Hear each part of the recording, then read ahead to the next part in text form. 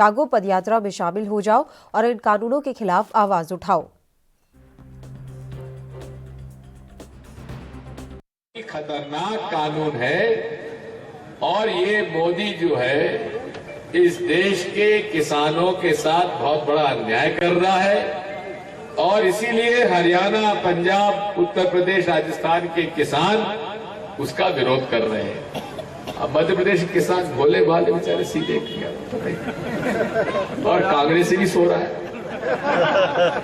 जागो, उठो, पदयात्रा में शामिल हो और इस किसान विरोधी कानून के। यूपी की ललितपुर पुलिस ने कांग्रेस के प्रदेश अध्यक्ष अजय कुमार लल्लू को गिरफ्तार किया है। प्रदेश में गायों की दुर्दशा को लेकर कांग्रेस पार्टी की आज से ललितपुर में पैदल यात्रा शुरू हो रही थी, लेकिन ललितपुर में इस यात्रा के शुरू होने से पहले ही कांग्रेसी नेताओं को उनके घर में नजरबंद कर दिया गया। साथ ही कांग्रेस के जिला अध्यक्ष बलवंत सिंह और कार्यकर्ताओं को घर में नजरबंद कर बाहर पुलिस का पहरा भी लगाया गया है। बता दें कि कांग्रेस पार्टी के आह्वान पर प्रदेश अध्यक्ष लल्लू सिंह के नेतृत्व में गाय बचाओ किसान बचाओ यात्रा के माध्यम से पैदल घूमकर गायों की दुर्दशा को सरकार के सामने उजागर करना था।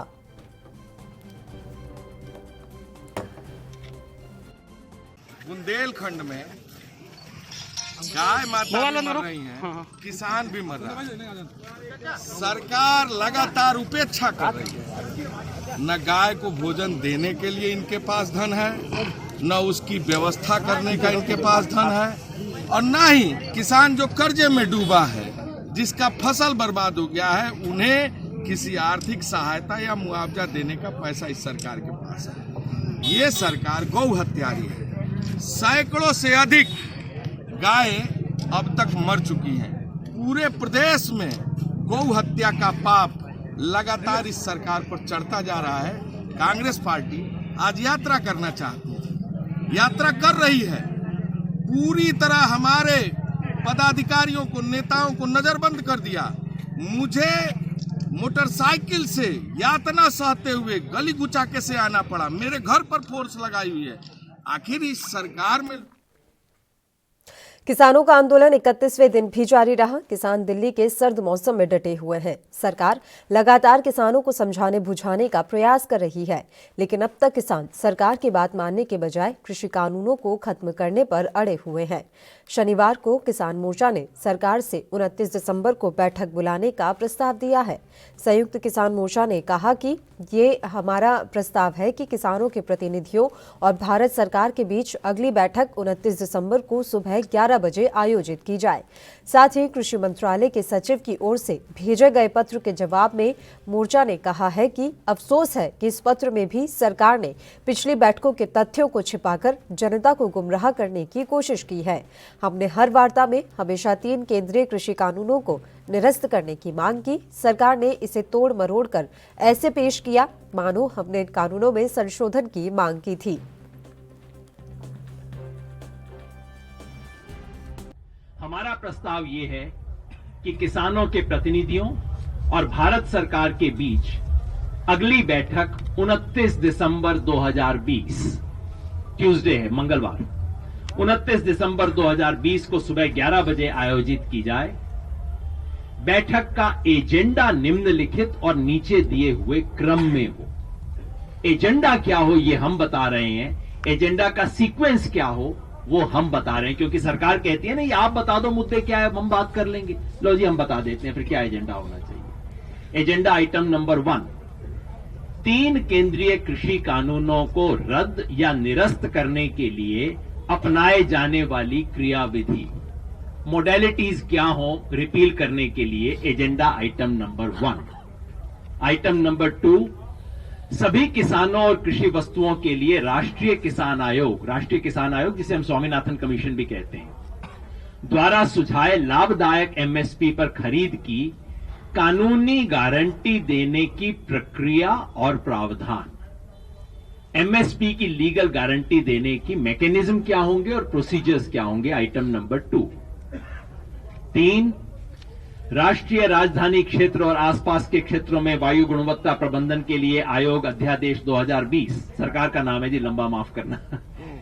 इसमें ऐसे संशोधन जो अध्यादेश के दंड प्रावधानों से किसानों को बाहर करने के लिए जरूरी हैं। ये पराली वाला जो मामला है उसमें किसानों पे पेनल्टी का जो प्रोविजन है उसको इससे कैसे बाहर किया जाए, ये आइटम नंबर 3।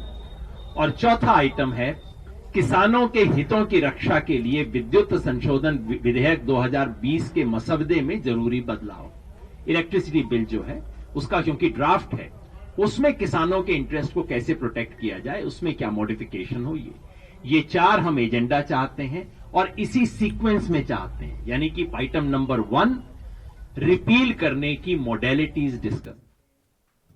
किसान संगठन के नेता डॉक्टर दर्शनपाल ने किसानों को आगे की योजना के बारे में जानकारी दी है। उन्होंने बताया कि 27 और 28 दिसंबर को वो गुरु गोविंद सिंह जी के बेटों की शहीदी दिवस मनाएंगे और फिर 29 दिसंबर को हम बातचीत के लिए जाएंगे। 30 दिसंबर को हमारे किसान ट्रैक्टर से सिंघू से लेकर टिकरी और शाहजहांपुर तक मार्च करेंगे। उन्होंने कहा कि 31 दिसंबर और 1 जनवरी को हम सबको निमंत्रित कर रहे हैं कि लोग सिंघू बॉर्डर पर आएं और हमारे साथ लंगर खाकर नया साल मनाएं।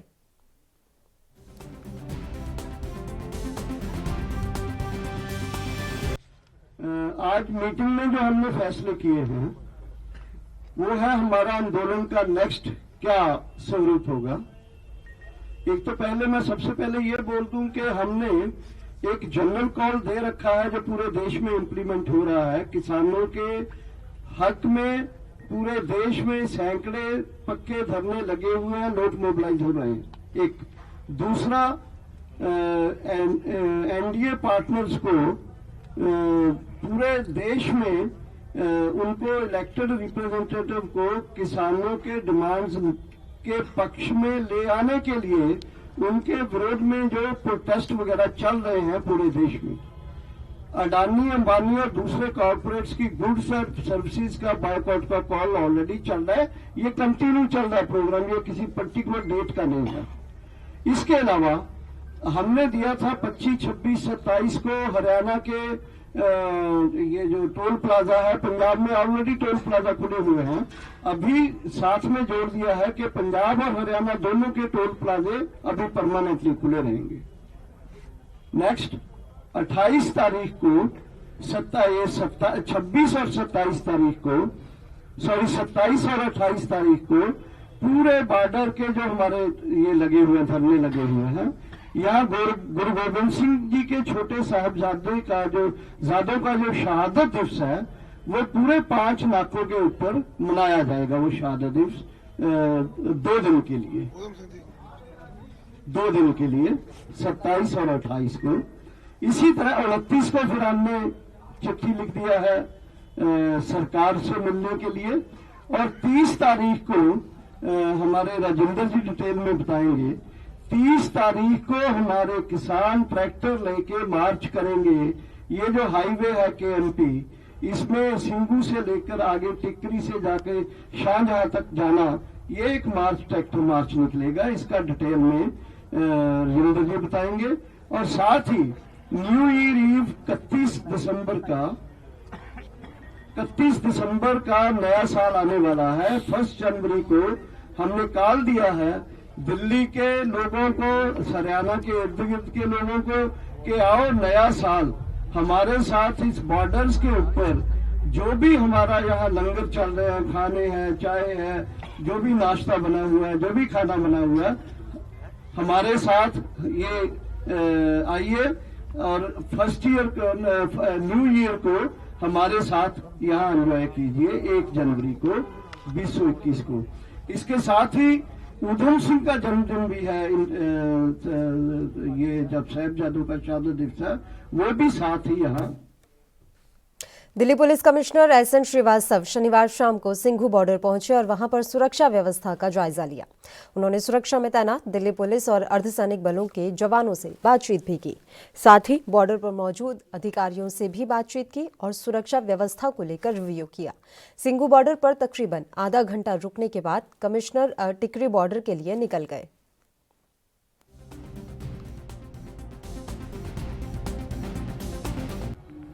आप देख ही रहे हैं कि यहाँ पे अभी लॉ एंड ऑर्डर सिचुएशन बिल्कुल नॉर्मल है और किसी प्रकार की ऐसी इस स्टेज पे ऐसी कोई अंदेशा नहीं है कि कुछ होगा, लेकिन हम लोग केयरफुल हैं।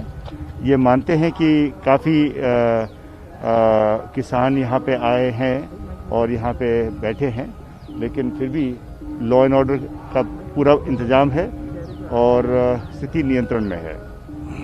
सर कितनी फोर्स वगैरह यहाँ पे डिप्लॉय है, पैरामिलिट्री और दिल्ली पुलिस? मैं यही कह सकता हूँ कि फोर्स पर्याप्त है।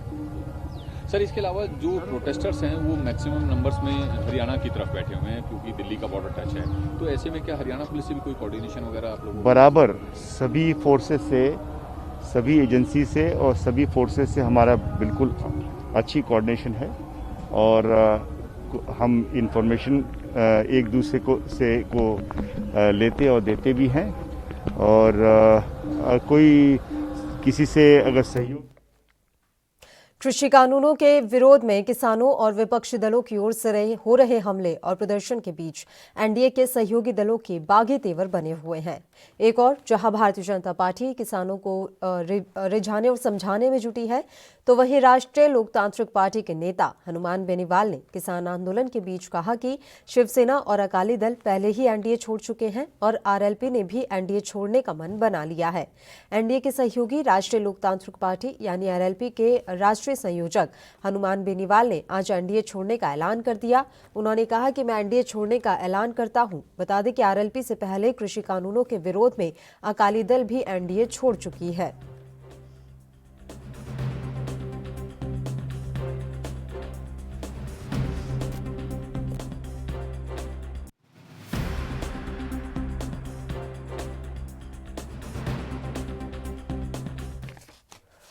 वहीं हरियाणा भाकियों के अध्यक्ष गुरनाम चढ़ूनी ने कहा कि लगातार किसानों के जो ये आंदोलन है वो जारी है और इसके अलावा भी तमाम बातें आज उनके द्वारा कही गई हैं। हरियाणा भाकियों के अध्यक्ष गुरनाम चढ़ूनी ने कहा कि अमित शाह ने पत्र में कुछ स्पष्ट नहीं किया। मोदी देश के लोगों को भाषण देकर बहकाने का काम कर रहे हैं। इसके अलावा चढ़ूनी कहते हुए नजर आए कि दुष्यंत चौटाला भी अपनी बातों से मुकर रहे हैं। तमाम बातें उनके द्वारा कही गई हैं। आपको हम जानकारी दे दें कि दुष्यंत चौटाला सांसद बृजेंद्र सिंह को इस्तीफा देकर किसानों के हक में आना चाहिए। उन्होंने कहा कि बीजेपी सरकार ने हमेशा निजीकरण क्षेत्र को बढ़ावा दिया है और बीजेपी सरकार सरकारी मंडी के साथ में प्राइवेट मंडी खोल रही है। मंडियों का भी निजीकरण किया जा रहा है, जिससे सरकारी मंडियां खत्म हो जाएंगी और प्राइवेट मंडियों को बढ़ावा मिलेगा।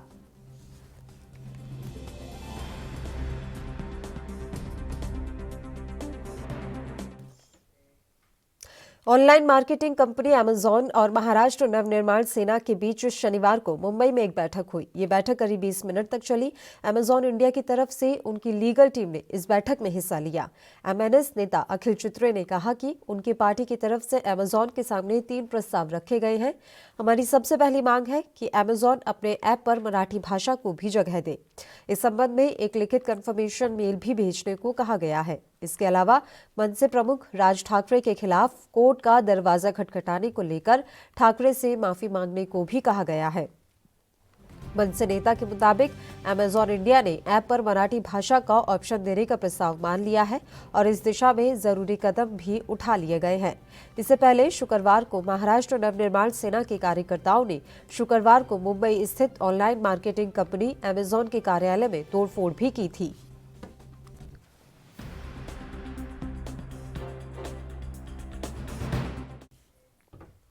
वहीं हरियाणा के बल्लभगढ़ के सेक्टर 3 में खारे पानी की सप्लाई की शिकायत सुनकर कैबिनेट मंत्री मूलचंद शर्मा के आदेश पर उनके बड़े भाई टिपरचंद शर्मा ने संबंधित अधिकारियों के साथ इलाके के ट्यूबवेल का जायजा लिया और तुरंत प्रभाव से खारे पानी के ट्यूबवेल को बंद कर नया ट्यूबवेल लगाने के आदेश दिए ताकि इलाके के लोगों को मीठा पानी उपलब्ध हो सके। स्थानीय लोगों ने कहा कि अब उनकी समस्या का हल तुरंत प्रभाव से हो गया है। वहीं मंत्री के बड़े भाई ने स्पष्ट किया कि लोगों की मूलभूत सुविधाओं के लिए वह वचनबद्ध है और जनता को मीठा पानी देना उनकी प्राथमिकता है। इसलिए मंत्री जी के आदेश पर आज जांच करने के बाद मीठा पानी के लिए नया ट्यूबवेल लगाने के आदेश दिए गए हैं।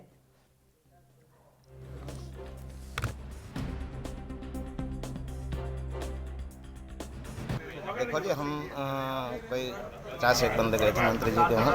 मंत्री जी ने हमारी समस्याएं सुनी खारे पानी की, कि भी हमारे यहाँ खारा पानी आ रहा है।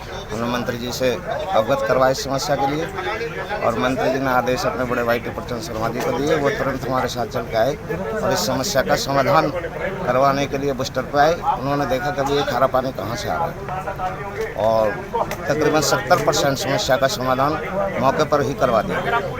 अब मतलब कि आपके जो समस्या थी वो सॉल्व करवा दी गई है? 70%। ट्यूबवेल और देख रहे हैं, निरीक्षण चल रहा है। अगर कोई ऐसा ट्यूबवेल है तो उसको ही बंद करवा के और नया ट्यूबवेल लगवाने के लिए हमने आश्वासन दिया है। ये मीठे पानी का नया ट्यूबवेल लगवाया जाएगा और आपकी समस्या को दूर किया जाएगा। ठीक। क्या निरीक्षण किया आपने? और 3 सेक्टर के कुछ लोग मिले थे कल मंत्री जी को, तो उन्होंने बताया कि एरिया में खारा पानी आ रहा है, तो उस बारे में आज चेकिंग करने आए हैं। क्यों मंत्री जी ने करीब 6 नए ट्यूबवेल यहाँ लगवाए हैं। कुछ पुराने ट्यूबवेल भी लगे हुए हैं, कभी पुरानी साइड में जहाँ खारा पानी है उस एरिया को चेक करने आए हैं कि खारा पानी ये कहाँ से आ रहा है। क्यों हमारा एक ही वादा है, मीठा पानी दो। शहर को मंत्री जी ने पिछले 6 साल से पानी, सड़क, सीवर, लाइट देने का वादा किया है, और उसका पूरा हम अपना फर्ज निभाएंगे और ध्यान भी रखेंगे। कब तक ये लोगों की समस्या पूरी हो जाएगी? हो गई, आज ही पूरी हो गई। एक आध खारा पानी के ट्यूबवेल।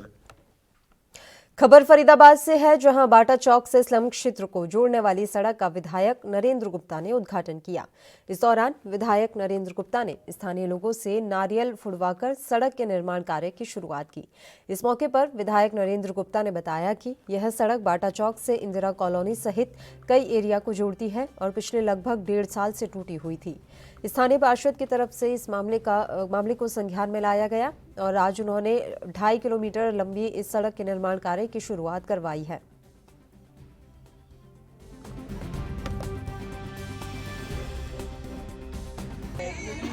मेन रोड है बाटा चौक से, जो मेरे स्लम के एरिया हैं वहाँ सबको आपस में जोड़ती है।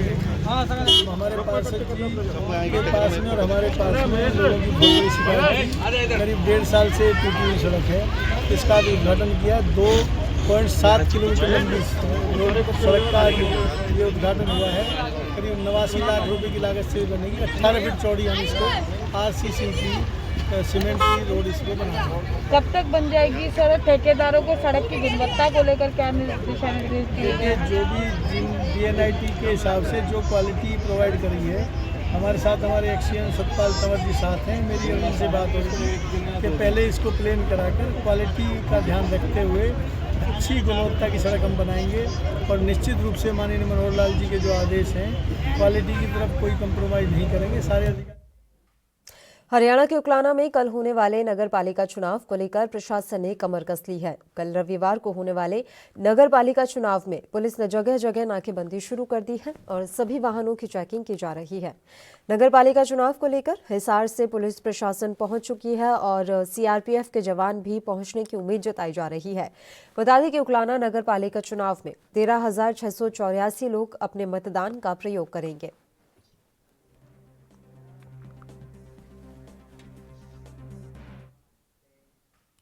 वहीं हिमाचल के मुख्यमंत्री जयराम ठाकुर ने कहा है कि बेशक उनकी सरकार के कहने को 3 साल बीत गए हो, लेकिन कोविड संकट के बीच असल में ठीक से काम करने का उन्हें 2 वर्षों का ही मौका मिला है।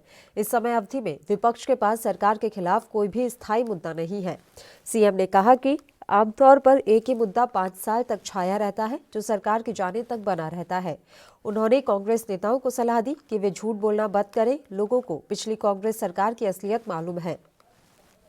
पिछली कांग्रेस सरकार की एक ऐसी भी स्कीम नहीं है जिसमें विजन दिखा हो। सीएम जयराम ठाकुर ने शनिवार को पीटर हॉफ में सरकार के 3 साल का कार्यकाल पूरा होने की पूर्व संध्या पर पत्रकार वार्ता में सरकार की उपलब्धियां गिनाई। मुख्यमंत्री बोले, हिमाचल प्रदेश में बीजेपी सरकार का 3 साल का कार्यकाल 27 दिसंबर को पूरा होने जा रहा है। उन्होंने अफसोस जताया कि 1 साल का कार्यकाल कोरोना संक्रमण से निपटारे में ही खत्म हो गया। पिछले सरकारों ने कभी भी ऐसी किसी वैश्विक समस्या का सामना नहीं किया, वरना उन्हें हकीकत मालूम होती।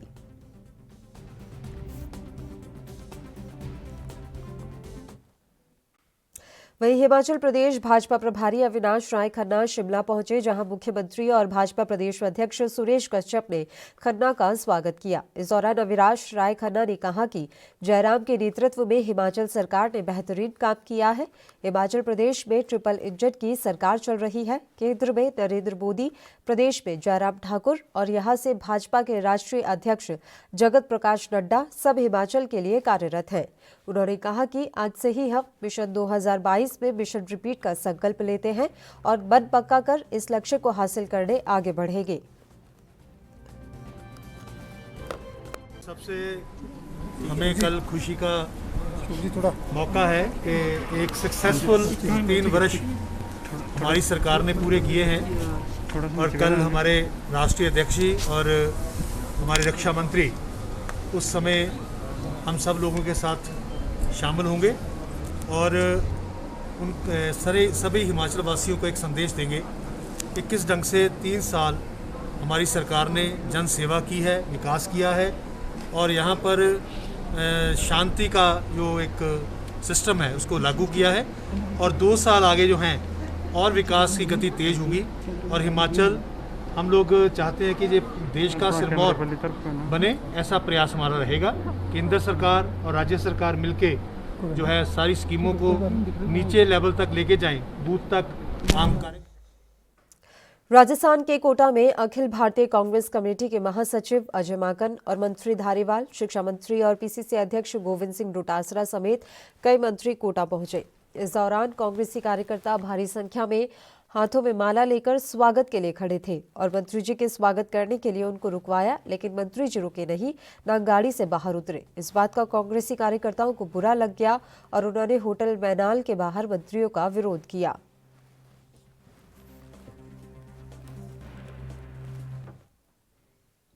वहीं यूपी में नगर विकास मंत्री सदर विधायक महेश चंद्र गुप्ता ने बहावा नदी पर हवन पूजन किया और अधिकारियों को मनरेगा के अंतर्गत इस नदी की खुदाई कार्य कराने के लिए तैयार रहने का निर्देश दिया, जिससे इस नदी के बहाव को सरल बनाया जा सके।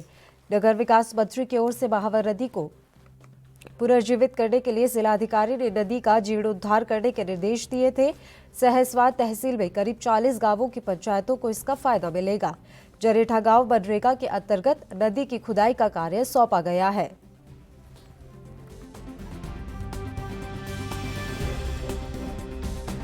और देखिए, महावा नदी इस पे काफी अवैध कब्जा हो गया है और पहले इसमें पानी आता था, अवैध कब्जे के कारण अब इसमें पानी वानी भी नहीं आ रहा है, तो उसी को दृष्टिगत रखते हुए मनरेगा से इसमें कार्य करवाया जा रहा है। यहाँ पे करीब 24 ग्राम पंचायतें हैं जो कि हमारी दहगवा ब्लॉक में है, शेष 5 सहसवान में है। वहाँ पे भी इस कार्य को करवाया जाएगा और इसका जो कोर्स है उसको क्लियर करवाया जाएगा। उसके बाद जब ये हो जाएगा तो हमारा प्रयास ये रहेगा कि क्षेत्र पंचायत से या जिला पंचायत से इसमें 2-3 चेक डैम बनवा दी जाए, जिससे बारिश का जो पानी है वो रन ऑफ वगैरह न हो जाए, जाके गंगा में न चला जाए, इसमें रुका रहे, जिससे कि ये सदा नीरा बनी रहे, इसमें पानी वगैरह की कमी न हो। जन्मभूमि भी है और ये महावा नदी पर वास्तव में मनरेगा के तहत और असल में जो 23-24 गांव हैं ये सब पड़ते हैं और अवैध जो कब्जा है वो भी सब हटेंगे और बहुत अच्छी साफ सफाई होगी और जहां से भी इसके स्रोत रुके हुए हैं वो सब स्रोत खोले जाएंगे और जो हमारा मंत्र है अच्छा सोचो अच्छा होगा, आज नहीं हो तो कल होगा, सब अच्छा ही हो। बुलेटिन में खबरों का सिलसिला लगातार यूं ही जारी रहेगा। फिलहाल एक छोटे से ब्रेक के लिए हम यहाँ रुक रहे हैं, फौरन हाजिर होंगे।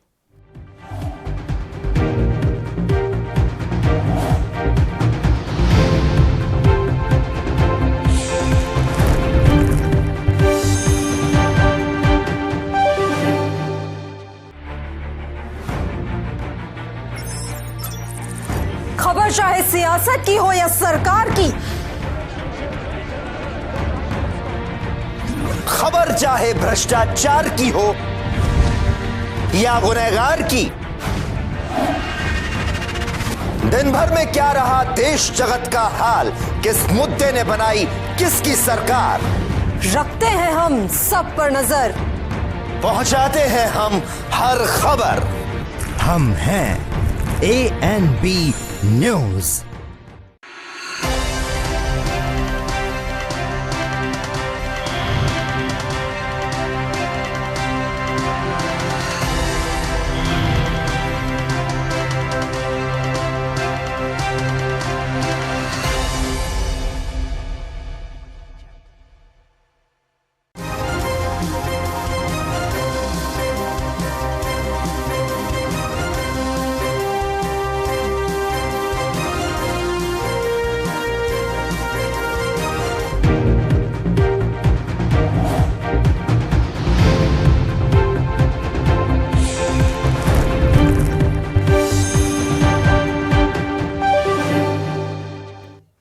ब्रेक के बाद एक बार फिर से आप सभी का स्वागत है। बढ़ते हैं खबरों की ओर। छत्तीसगढ़ के जगदलपुर शहर के कालीपुर में स्थित अटल आवास के रहवासियों ने आज भाजपा नेताओं के साथ मिलकर नगर निगम का घेराव किया और निगम प्रशासन के खिलाफ जमकर नारेबाजी की।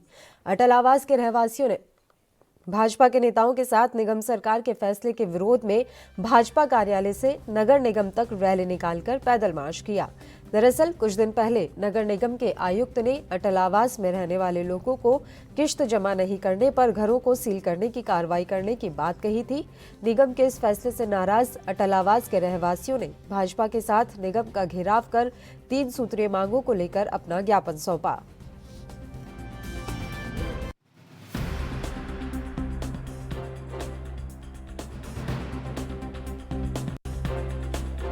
देखिए, ये नगर निगम के तुगलकी फरमान जारी हुआ था जिसमें अटल निवासियों को 24 घंटे के अंदर 50,000, किसी को नोटिस, किसी को 40, किसी को 30,000, किसी को 25,000 रुपये जो उनके ऊपर ड्यूज़ निकाला गया था, इस प्रकार से निकाला गया था, उसका भी कोई खुलासा नहीं है। और इस प्रकार से एकाएक रात को नोटिस सर्व करके 24 घंटे के अंदर उनको खाली करने का जो तुगलकी फरमान जारी हुआ, उसके खिलाफ में भारतीय जनता पार्टी पार्षद दल और हमारा नगर मंडल अटल वासियों के साथ में यहाँ पर ज्ञापन देने आया। ऐसे तुगलकी फैसले का हम विरोध करते हैं और यहाँ पे आयुक्त महोदय से और महापौर जी से चर्चा हुई है। चर्चा के अनुसार इनका हल निकाला गया है कि वहीं पे कैंप लगा जाए। जो हमारी मांगे थी, जो अटल वासियों की मांगे थी, उस पर गौर करने का आश्वासन इनके द्वारा दिया गया है। उस आश्वासन में वो पूरा करते हैं या नहीं करते हैं, इसमें 7 दिवस का अवसर दिया जाएगा। और नहीं, निगम से जो नोटिस गई है घर टैक्स को लेके, जो उन्होंने सालों से नहीं पटाया है, तो उसमें कहीं जो अमाउंट है कुछ अधिक है, कुछ किसी का कम है, तो उसमें उन लोगों की शिकायत है। लेकिन आज उन लोग मेरे पास आए हैं, पर ये शायद मैं खुद वहाँ पर 9 तारीख को गई थी वहाँ, और 12 तारीख को मैंने उन्हें बुलाया था कि आपको जो भी समस्या है 12 तारीख को आइए, मैं 12 बजे आपको मिलूँगी मंडे के दिन, क्योंकि 2 दिन छुट्टी थी। और कुछ लोगों ने आया भी, और जिनको पटाना था उन्होंने हमारे सामने पैसे भी दिए यहाँ। और किसी के ऊपर ऐसा दबाव नहीं है कि आप पूरा पैसा एक साथ दीजिए या कुछ भी है। हम लोगों ने पहले से ही, इनके मांग से पहले ही हम लोगों ने उसे किस्तों में बांध चुका है। जो 500 दे या 1000 दे, हम उसके लिए तैयार हैं। वहाँ पर हम लोग एक कैंप लगाकर, ताकि उन लोगों को असुविधा ना हो, और जो वहाँ पर पटाना चाहे, पैसे देना जमा करना चाहे, वो वहाँ कर सकते। यूपी के अमेठी में उप मुख्यमंत्री केशव प्रसाद मौर्य ने जवाहर नवोदय विद्यालय में कार्यक्रम खत्म करने के उपरांत मीडिया से बात करते हुए बताया कि जब से बीजेपी की सरकार बनी है, तब से 5 अरब से अधिक की परियोजनाओं का यहां के लोकप्रिय सांसद स्मृति ईरानी ने लोकार्पण और शिलान्यास किया है। अब अमेठी ईमानदारी के साथ विकास के पथ पर अग्रसर है। डिप्टी सीएम ने अपने संबोधन में प्रधानमंत्री को राष्ट्र ऋषि की संज्ञा दी है। साथ ही रायबरेली से सोनिया गांधी को लेकर उन्होंने कहा कि जो गरीब, किसान और मजदूर का भला करने के बजाय उनका शोषण करने में लगा हो, तो उनकी विदाई का समारोह भाजपा का कमल खिलाकर जनता ही करना चाहती है। अमेठी ईमानदारी के साथ अब विकास के पथ पर आगे बढ़ रहा है। उप मुख्यमंत्री जी, आपने प्रधानमंत्री को राष्ट्र ऋषि की उपाधि दी और साथ में रायबरेली से भी छुट्टी करने के नहीं, निश्चित तौर से देखिए, जो गरीब का भला करने की जगह, किसान की भला करने की जगह, मजदूर का भला करने की जगह उनका शोषण करेगा, तो उनकी विदाई का समारोह तो भाजपा का कमल खिला करके जनता ही करना चाहती है। अब चुनाव की प्रतीक्षा, जब चुनाव होगा तो निश्चित तौर से विदाई होगी। और जहां तक माननीय प्रधानमंत्री श्री नरेंद्र मोदी जी को राष्ट्र ऋषि कहना है, तो निश्चित तौर से वह राष्ट्र के ऋषि की तरह ही एक निरपेक्ष भाव से देश की 125 करोड़ जनता की सेवा कर रहे हैं। तो मुझे स्वाभाविक तौर से या मन में आया और शब्द निकला है, या कोई बना करके नहीं निकला है। इसलिए मैं मानता हूं कि माननीय प्रधानमंत्री जी जहां विश्व के सबसे लोकप्रिय और शक्तिशाली नेता के रूप में देश का नेतृत्व कर रहे हैं। उत्तर प्रदेश में गायों की दुर्दशा को लेकर कांग्रेस पार्टी की पैदल यात्रा शुरू हो गई है, लेकिन जालौन में इस यात्रा के शुरू होने के पहले ही कांग्रेसी नेताओं को उनके घर में नजरबंद कर दिया। कांग्रेस के पूर्व विधायक को घर में नजरबंद कर बाहर पुलिस का पहरा भी लगा दिया गया। बता दें कि कांग्रेस पार्टी के आह्वान पर प्रदेश अध्यक्ष लल्लू सिंह के नेतृत्व में गाय बचाओ किसान बचाओ यात्रा के माध्यम से पैदल घूमकर गायों की दुर्दशा को सरकार के सामने उजागर करना था। इसको लेकर जालौन में कांग्रेसियों ने पहले से ही तैयारी कर रखी थी, लेकिन शनिवार सुबह पुलिस ने कांग्रेस पार्टी के नेताओं को नजरबंद कर दिया, जिसमें जालौन के उरई से पूर्व विधायक विनोद चतुर्वेदी को भी उनके आवास पर नजरबंद कर दिया गया।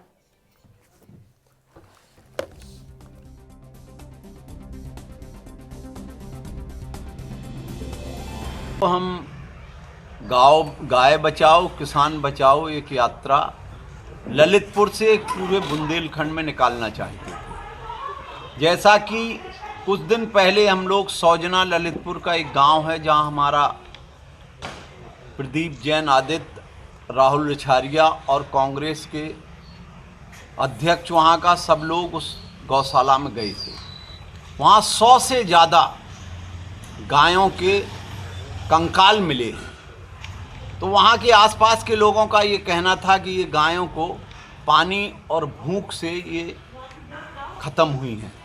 तो वो मुद्दा हम लोगों ने उठाया और प्रेस को भी बताया कि देखिए गौ माताओं की ये हालत हो रही है। चूँकि मुख्यमंत्री जी का ये ड्रीम प्रोजेक्ट है, माननीय मुख्यमंत्री जी कभी कभी अपनी फ़ोटो गाय के साथ टीवी पर भी आते हैं और मुख्यमंत्री जी अपने आवास में भी 2 गायों को रखे हैं कि हम गाय की सेवा नित्य करते हैं। तो हम आगाह करना चाहते थे इस यात्रा के द्वारा कि जो गायों की जिस तरह की व्यवस्था आपने की है उससे इनकी हत्याएं हो रही हैं, गायें भूख से तड़प रही हैं।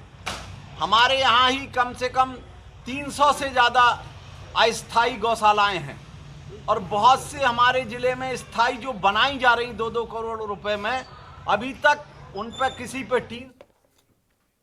मथुरा में प्रदेश के ऊर्जा मंत्री श्रीकांत शर्मा ने मथुरा वृंदावन नगर निगम के वार्ड नंबर 59 में बनने वाले पार्क का निरीक्षण किया।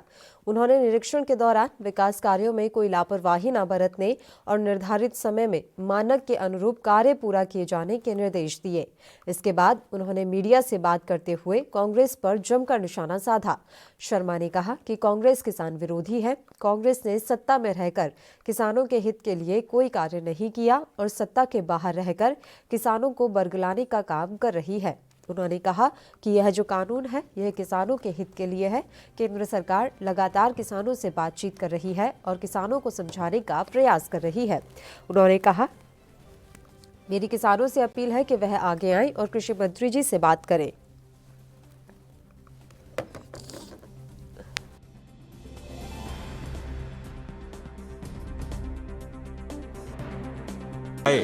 किसान आर्थिक रूप से स्वावलंबी कैसे बने, इसके लिए लगातार नरेंद्र भाई मोदी जी प्रयास कर रहे हैं। लेकिन कांग्रेस किसान विरोधी है।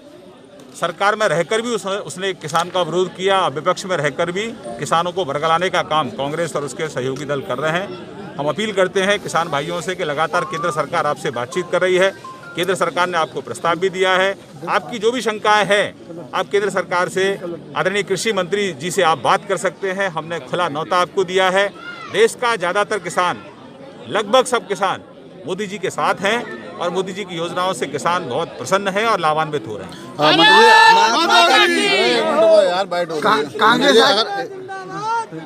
गायों की दुर्दशा को लेकर योगी सरकार ने तमाम निर्देश दे रखे हैं, लेकिन अधिकारी जो है कुंभकर्ण नहीं सोए हुए हैं। 200 गायें किसानों ने यहाँ पर बंधक बना रखी, वो गायें स्कूल में बंद कर रखी हैं। तो वहीं कांग्रेस यात्रा निकाल रही है दुर्दशा को लेकर। ये गौ संरक्षण और गौ सेवा सरकार की प्राथमिकता में है। सभी जिलाधिकारियों को दिशा निर्देश जारी किए गए हैं कि गौशाला है उनका संचालन ठीक से हो और कहीं पर भी गौवंश जो है इधर कहीं प्रताड़ित गौवंश न दिखे। ये सभी जिलाधिकारी।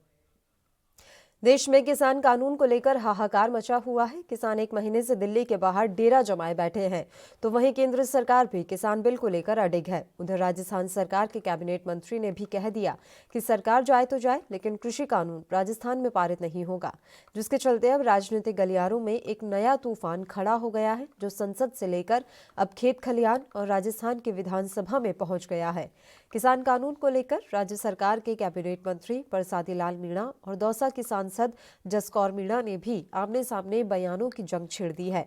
नेताओं के बिगड़े बोल भी सामने आए हैं, जिसके चलते अब किसानों की यह लड़ाई संसद से लेकर खेत खलियान तक पहुंच गई है।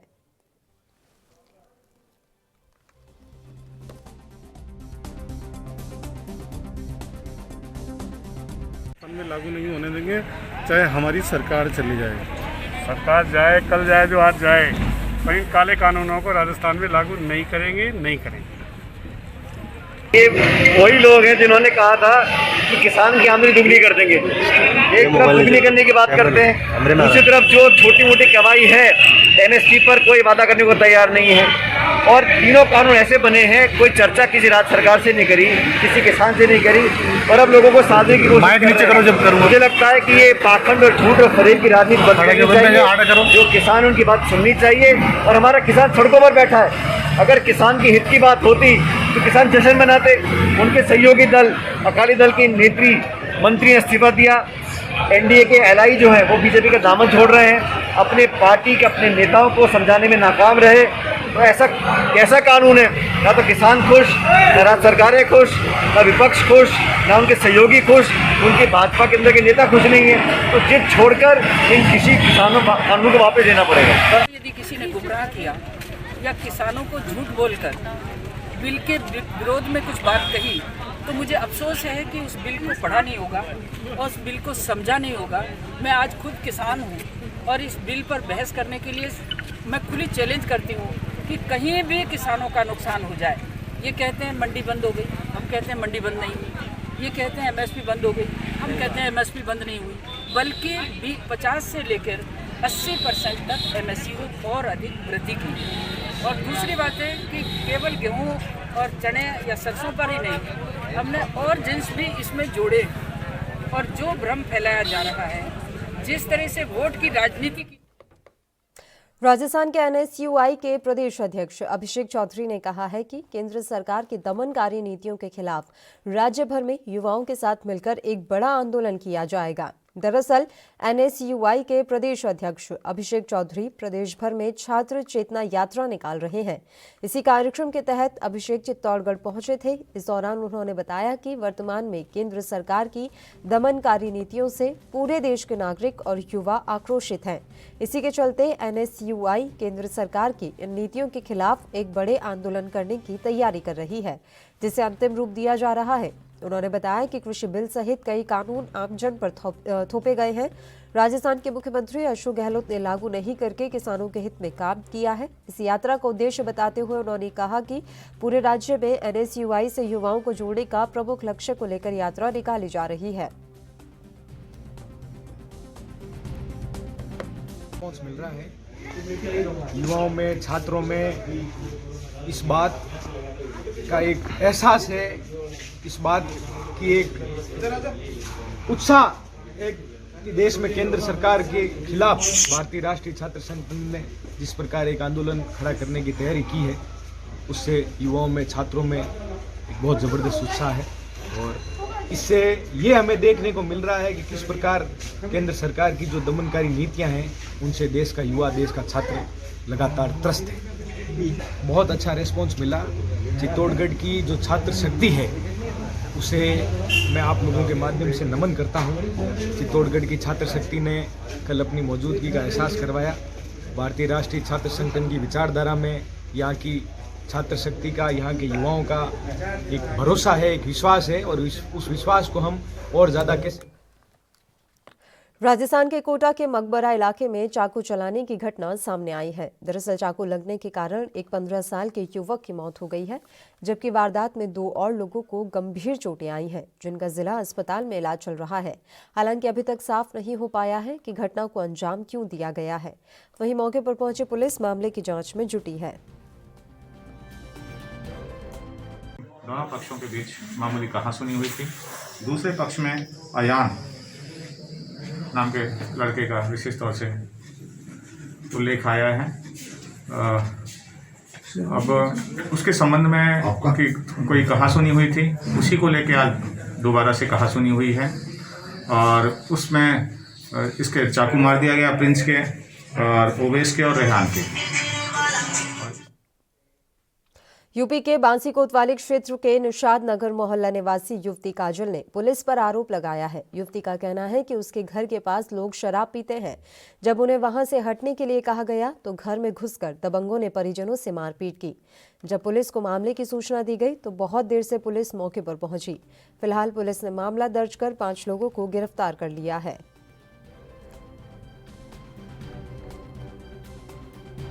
बांसी क्षेत्र के निषाद नगर नरकटहा क्षेत्र से पीड़िता द्वारा एक सूचना दी गई, जिसमें दूसरे पक्ष द्वारा शराब पीने से मना करने पर घर में घुसकर मारपीट का आरोप लगाया गया है।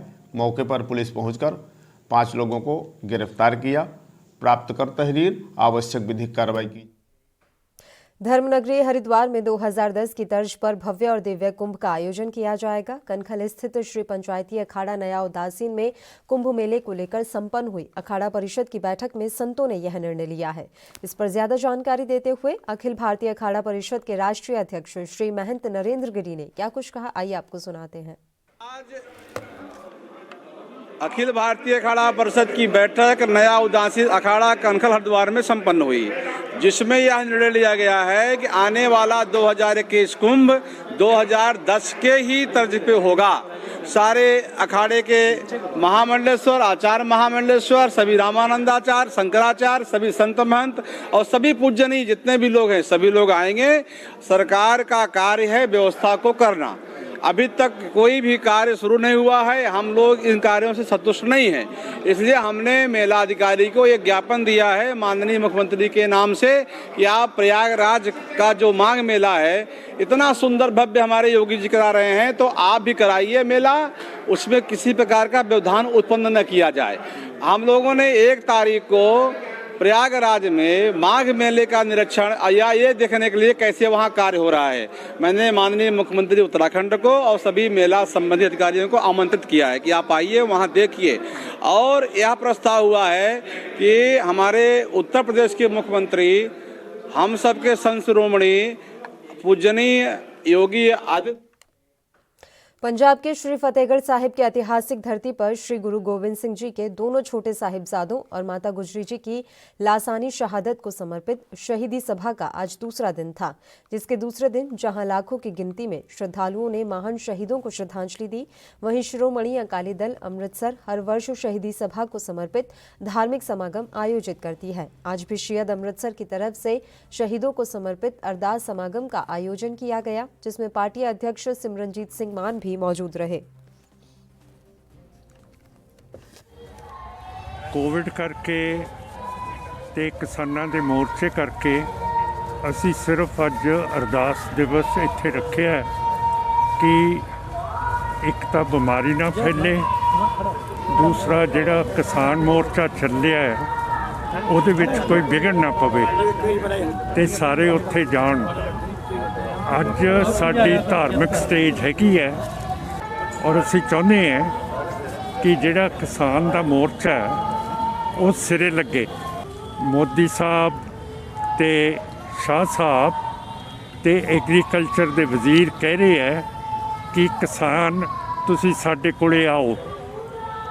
इहदे नाल प्रकाश करते हैं कि साडे वल्लों कोई ढिल नहीं है। पंजाब के मानसा में सिख संस्था और संगत के सहयोग से बाबा मोती राम मेहरा द्वारा माता गुज्जर कौर और छोटे साहिबजादों के प्रति निभाई दूध सेवा को याद करते हुए दूध का लंगर लगाया गया। गुरुद्वारा ज्योति स्वरूप फतेहगढ़ साहिब जाने वाली संगत को सेवादारों ने बड़ी ही श्रद्धा भाव से दूध दिया।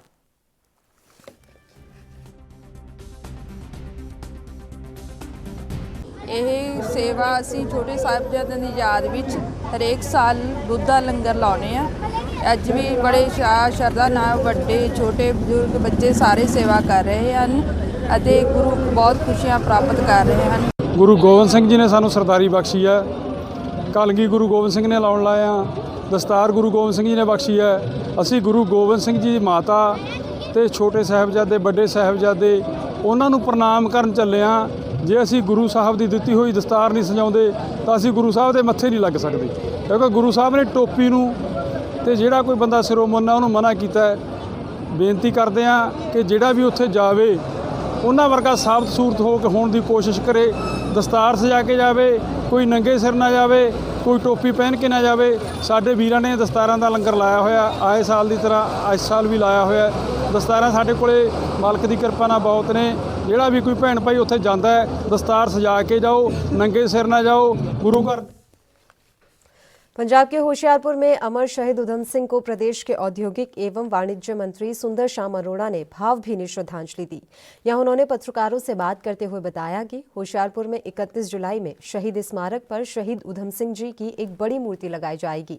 वहीं पंजाब सरकार होशियारपुर में बनने वाले मेडिकल कॉलेज का नाम शहीद उधम सिंह के नाम पर रखने जा रही है, जिसके लिए मुख्यमंत्री पंजाब कैप्टन अमरिंदर सिंह ने मंजूरी भी दे दी है। वहीं उन्होंने किसान आंदोलन पर बात करते हुए कहा कि इसके लिए केंद्र सरकार गंभीर नहीं है कि किसान धरने से उठ जाएं।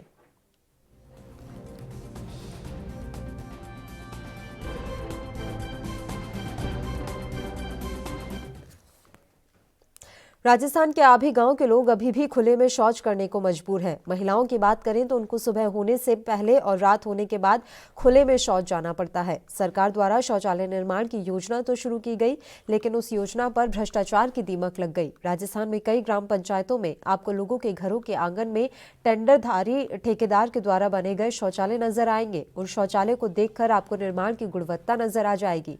राजस्थान सरकार इस शौचालय निर्माण योजना की अगर जांच कर दे तो शौचालय के निर्माण के नाम पर हुए करोड़ों रुपए के घोटाले में शामिल कई बड़े सरकारी अधिकारियों के चेहरे बेनकाब हो जाएंगे।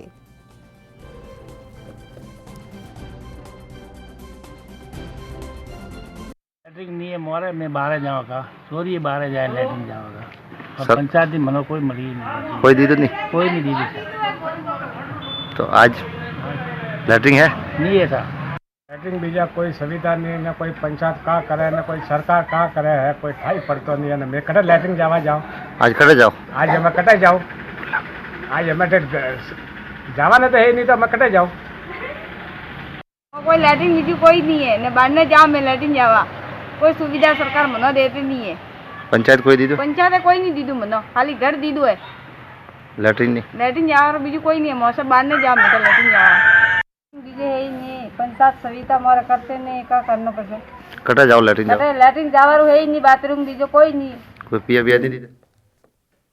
आपने आम जनता को जागरूक करने वाली हिंदी मूवी टॉयलेट एक प्रेम कथा जरूर देखी होगी। इस हिंदी मूवी को देखकर आम जनता जागरूक तो हो गई, लेकिन प्रधानमंत्री द्वारा चलाए जा रहे स्वच्छ भारत अभियान के तहत मिलने वाला शौचालय गांवों तक नहीं पहुंचा है। राजस्थान में कई ऐसे परिवार हैं जिसकी घरों की बहू शौचालय होने की वजह से अपने पीहर जाकर बैठी हुई है। कई ऐसे भी परिवार हैं जिनके शौचालय के कारण रिश्ते भी टूट चुके हैं, और ऐसे भी परिवार हैं जिनकी घर की बहू ससुराल में शौचालय नहीं होने से आज भी अपने पेहर में यह जिद लेकर बैठी है कि मैं ससुराल नहीं जाऊंगी। ऐसे ही सरकार पर सवाल उठाती ये जो तस्वीरें हैं वो दरअसल राजस्थान के सिरोही जिले में ग्राम पंचायत अजारी से सामने आई है, जहां भी गांव के लोग खुले में शौच करने को मजबूर है। महिलाओं की बात करें तो उनको भी खुले में ही शौच के लिए जाना पड़ता है।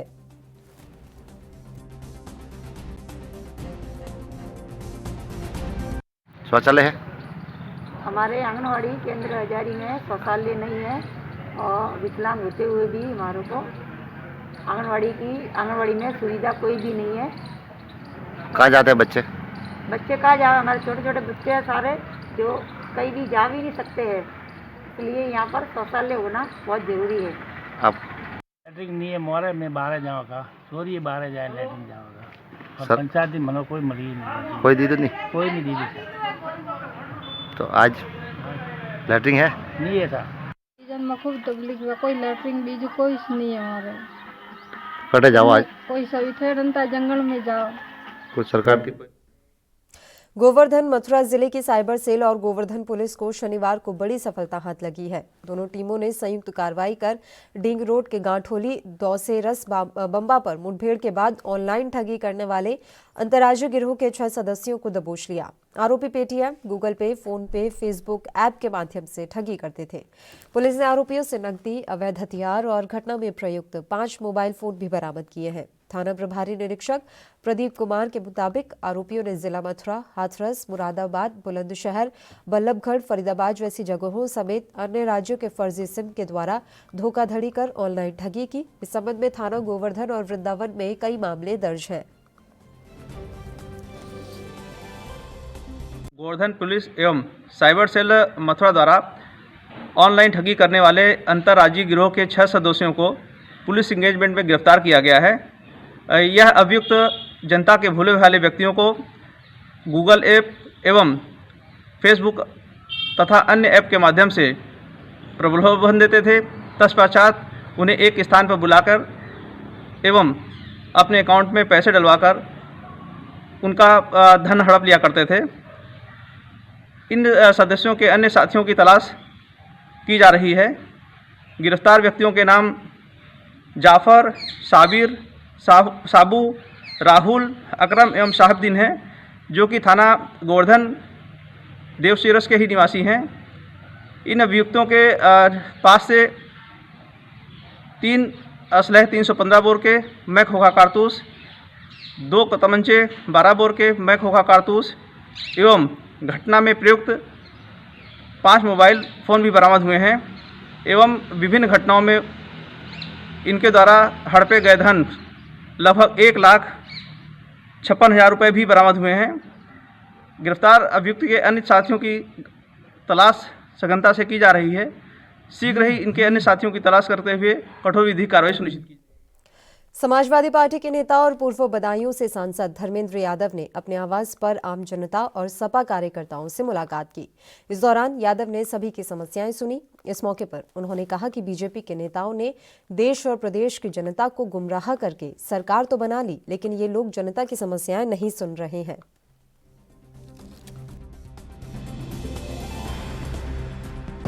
सरकार वो किस दल से भी या किस विचारधारा से ताल्लुक़ रखते ही बात की बात है, किसान है कि नहीं है। और किसान अपने हक की लड़ाई लड़ रहे हैं, जिसको समाजवादी पार्टी के अध्यक्ष माननीय अखिलेश जी ने उनके पूरी लड़ाई को अपनी लड़ाई समझते हुए किसानों के साथ हम लोग खड़े हुए हैं और लगातार कार्यक्रम दर कार्यक्रम हम लोग संघर्ष के रास्ते पर। सर, क्या लग रहा है जैसे नोटबंदी से कालाधन समाप्त हो सकता है, नोटबंदी से कालाधन समाप्त हो सकता है, जीएसटी से जीडीपी बढ़ सकती है, तो सर किसान बिल से किसानों को क्यों नहीं लाभ मिल सकता? थोड़ा समय तो देखिए। इसका जवाब सही कह रहे हैं। कालाधन तो अब देश में ख़त्म हो चुका है आपके हिसाब से या सरकार के हिसाब से। ये पूरी तरह से किसानों की ज़मीन हड़पने का कानून है। न्यूनतम समर्थन मूल्य ख़त्म करके किसानों को गरीब करने का ये कानून है। इसी कानून को जिन लोगों के लिए कानून बना है, कानून किसके लिए बना है? किसानों के लिए। और किसान इस बात को मानते हैं कि कानून उनके हितों के खिलाफ है, तो सरकार क्यों जबरदस्ती इस बात का प्रचार करती घूम रही है? अरे भाई, कोई भी कानून बनता है उसके स्टेक होल्डर का हमेशा रोल होता है। तो किसानों की सहमति से कोई कानून बना लो, किसान तो सहमत नहीं है, और सहमत होते तो इस ठंड में। वहीं एचएसएससी ने अनियमितता के कारण रद्द हुई 816 ड्राइंग टीचर्स की नई भर्ती प्रक्रिया शुरू कर दी है। सुप्रीम कोर्ट ने 5 माह में प्रक्रिया पूरी करने के आदेश दिए हैं। हालांकि हाईकोर्ट के निर्देश अनुसार नई भर्ती होने तक सभी टीचर्स पदों पर बने रहेंगे। एचएचएससी की ओर से 31 जनवरी परीक्षा की संभावित तारीख तय कर दी गई है। इसमें वही 15,000 अभ्यर्थी शामिल हो पाएंगे जिन्होंने 2006 में विज्ञापन जारी होने पर आवेदन किया था। आयोग की ओर से जल्द वेबसाइट पर नोटिस जारी किया जाएगा। इस भर्ती के दोबारा आवेदन नहीं लिए जाएंगे, पुराने आवेदन ही मान्य होंगे।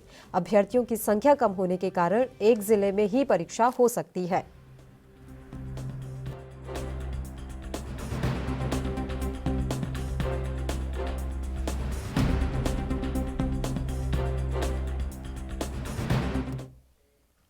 अंबाला में कई दिन अच्छी धूप निकलने के बाद एक बार फिर से घना कोहरा छा गया है। कोहरे के कारण विजिबिलिटी भी कम हो गई है।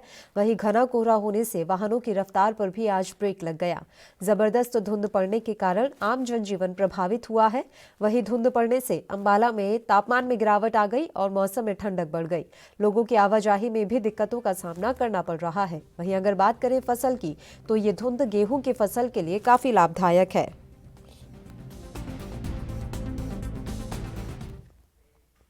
और इसी के साथ इस बुलेटिन में फिलहाल के लिए इतना ही। मुझे दीजिए इजाजत। देश प्रदेश के तमाम ताजा और अहम खबरों के लिए आप देखते रहिए ANB न्यूज़। नमस्कार।